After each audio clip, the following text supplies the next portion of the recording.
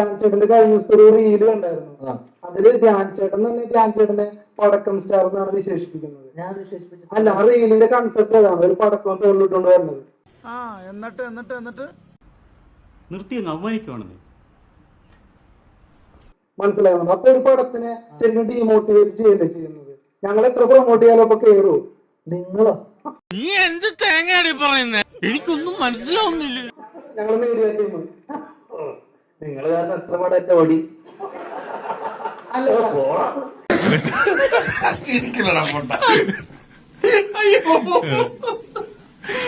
ചേട്ടാ ചേട്ടാ ചേട്ടാ ഞാൻ ഈ പരിപാടി കുറച്ചേരെ കാണുന്ന ചേട്ടനിപ്പോ നിങ്ങൾ കാരണം എന്റെ ഓടിയ ഒരു പടം പറഞ്ഞത് എവിടെയോ എന്തോ ഒരു തകരാറ് പോലെ.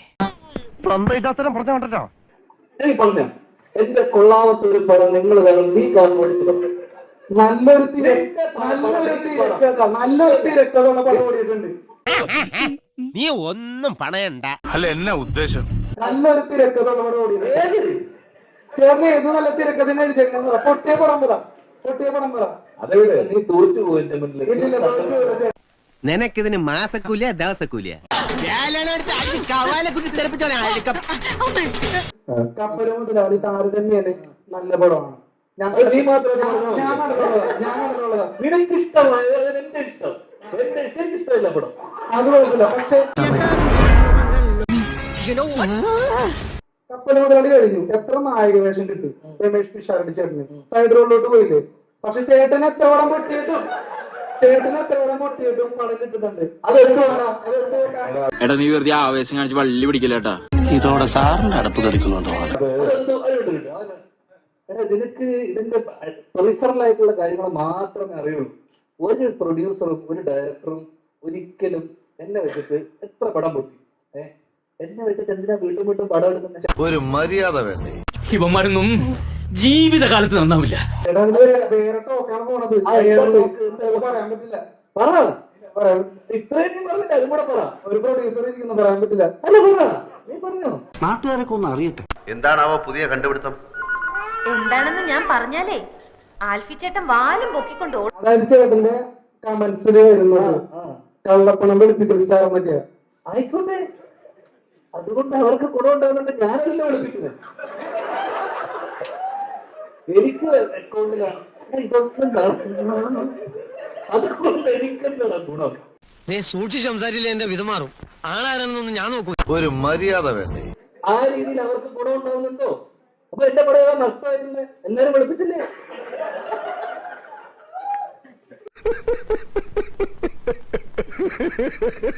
നിനക്ക് ഈ പ്രൊഡ്യൂസർമാർക്ക് ഇവിടെ ഇരിക്കുന്നവർക്ക് ഇല്ലാത്ത വേദന എന്താണെന്ന് നിനക്ക് എനിക്ക് മനസ്സിലായി. നിങ്ങൾ നീ മാറിക്കളഞ്ഞ ഞാൻ എനിക്ക് ഇഷ്ടമുള്ള പോലെ ഞാൻ ജീവിക്കുക. നീ ആരടാ എന്നോട് എതിർക്കാൻ? ഇങ്ങോട്ട് ഇറങ്ങി വാടാ എരപ്പാളി. എനിക്ക് ഇഷ്ടമുള്ള കാര്യങ്ങൾ ചെയ്തൂടെ? നീ ജീവിതത്തിന് വളരെ സീരിയസ് ആയിട്ട് നീ ചെയ്യുന്ന ജോലി സീരിയസ് ആയിട്ടല്ലേ കാണുന്നത്? അതേ സീരിയസ്നെസ്സോടെ ഞാൻ ജോലി ചെയ്യും.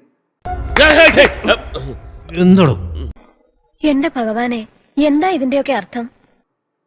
ഇവിടെ ഏറ്റവും അച്ചടക്കത്തോടുകൂടി ജോലി നീ പറഞ്ഞപ്പോ ഞാൻ കേട്ടോ.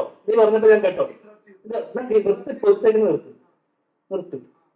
എന്തെന്ത് മോഹങ്ങളായിരുന്നു, എല്ലാം പാഴായി പോയല്ലോ ദൈവമേ. പിന്നെ ഒരു കാര്യം പറഞ്ഞാൽ വിഷമം തോന്നരുത്. ഞാൻ സീരിയസ് ആവണോ, ഞാൻ എന്താവണമെന്നുള്ളത് നീ എനിക്ക് പറഞ്ഞു തരണ്ടല്ലോ. മോനെ ഒരു സെക്കൻഡ്, അതായത് അത് സീരിയസ് ആയിട്ടൊക്കെ എടുക്കുന്നുണ്ട്. സിനിമ പൊളിയുന്നു, ഈ പൊളിഞ്ഞു എന്നുള്ള കാര്യം മനസ്സിലാക്കുന്നുണ്ട്. ഞാൻ ഓ പൊതുവാൾജി എനിക്കിനെ ചോര കളക്കണ്ടട്ടാ. Cool down KRP, cool down. നമുക്ക് പിന്നെ നിയമപരമായി തന്നെ ഒതുക്കാം. നീ ഇപ്പോ പറഞ്ഞിട്ട് നീ അത് പറഞ്ഞിട്ട് പോയാൽ മതി. എന്നൊരു മാതിരി ഊതരുത്. ഞാൻ പറയല്ലേ, നീ അത് കേക്ക്. നീ ചോദ്യം ചോദിച്ചില്ലേ, നിങ്ങൾക്ക് കുറച്ചുകൂടെ സീരിയസ് ആയി കണ്ടോ? അത് ഞാൻ മറുപടി പറഞ്ഞിട്ടെ. ഞാൻ എങ്ങനെ ജീവിതത്തിനെ കാണണം, ഞാൻ എങ്ങനെ സിനിമയെ അപ്രോച്ച് ചെയ്യണം എന്നുള്ളത് നീ എനിക്ക് ദയവ് ചെയ്ത് പറഞ്ഞു തരുന്നു. തനിക്കെന്താണ് ഇത്ര വലിയ കലിപ്പ്? നീയേ വെറും ബ്രിട്ടാസ് ആയാൽ മതി, ബ്രിട്ടീഷ് ആവണ്ട കേട്ടോ.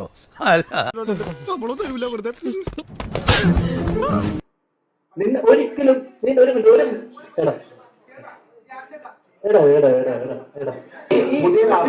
താഴെ കമന്റ് വെച്ചാണോ നീ പറയാ പപ്പടം പഠിപ്പിക്കുന്ന കാര്യം? നിനക്ക് എന്ത് അടിസ്ഥാനം ഉണ്ടായിരുന്നു പറയാൻ? എന്ത് ഗ്രൂപ്പുണ്ട്?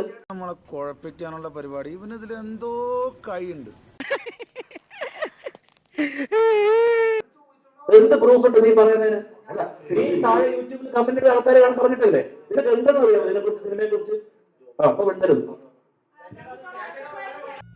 നിങ്ങളെപ്പോലുള്ള പിള്ളേര് കുറച്ചുകൂടെ റെസ്പോൺസിബിളായി പെരുമാറണമെന്ന ഇച്ഛായന്റെ അഭിപ്രായം, പ്രത്യേകിച്ച് നമ്മൾ മലയാളികൾ. ആവശ്യമില്ല. നമ്മളൊരു സ്ഥലത്ത് വരുമ്പോൾ ഞാൻ ഇവരൊക്കെ എത്ര കാലമായി കാണുന്നത് അറിയുന്നു. അൺപ്ലസന്റ് ആയിട്ടുള്ള ഒഫൻസീവ് ആയിട്ടുള്ള ചോദ്യങ്ങൾ ചോദിക്കുന്നത് നിർത്തുക.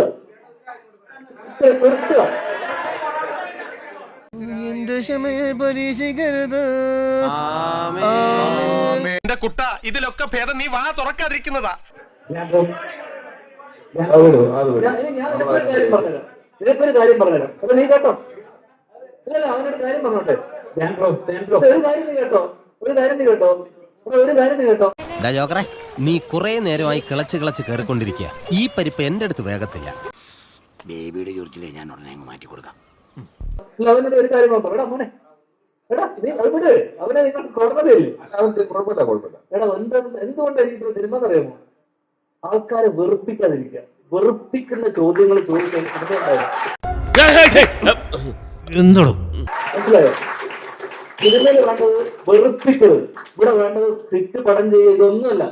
അച്ചടക്കം, മര്യാദ, എവിടെ എന്ത് സംസാരിക്കണമെങ്കിലും വെറുപ്പിക്കാതിരിക്കുക. എന്തോ പടച്ചോലെ കഷ്ടപ്പെട്ടോക്ക് വെറുതായല്ലോ. നീ ഇത്രയും ആൾക്കാർ പറഞ്ഞിട്ട് നീ വെറുപ്പിച്ചു, എന്നെ വെറുപ്പിച്ചു, ഇത്രയും ആൾക്കാര്. നിനക്ക് ഒരു വില ഞങ്ങളെടുത്തുണ്ടോ? ഒന്നുമില്ലല്ലോ. വല്ല കാര്യമുണ്ടോ? എന്തിനാണ് ഇങ്ങനെ ഇല്ലാന്ന് നടക്കണേ? ഇതാ വടി കൊടുത്ത് അടി മേടിക്കാന്ന് പറയണേ. ഇതാപ്പ ഉണ്ടായേ. മോനെ കുഴപ്പമില്ല. ഇതിനെയും അതിന്റേതായ രസത്തിൽ തന്നെ എടുത്താൽ മതി മോനെ. കുഴപ്പമില്ല, ചോദിച്ചോ. ഇവനൊക്കെ എവിടുന്ന് വരുന്ന ഉത്തരം പറയാനില്ല.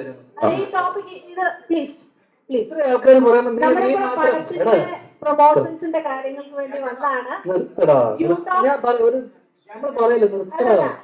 ഷാജി കേട്ടാ, ഇവിടെ അരുതബു അരുത്.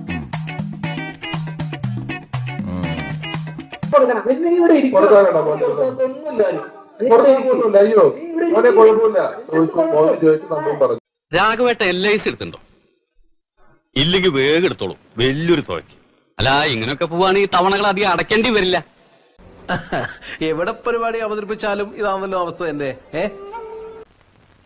ഇല വന്ന് മുള്ളിൽ വീണാലും മുള്ളി നിലയിൽ വീണാലും ചീത്തപ്പേരൊക്കെ മുള്ളിന്.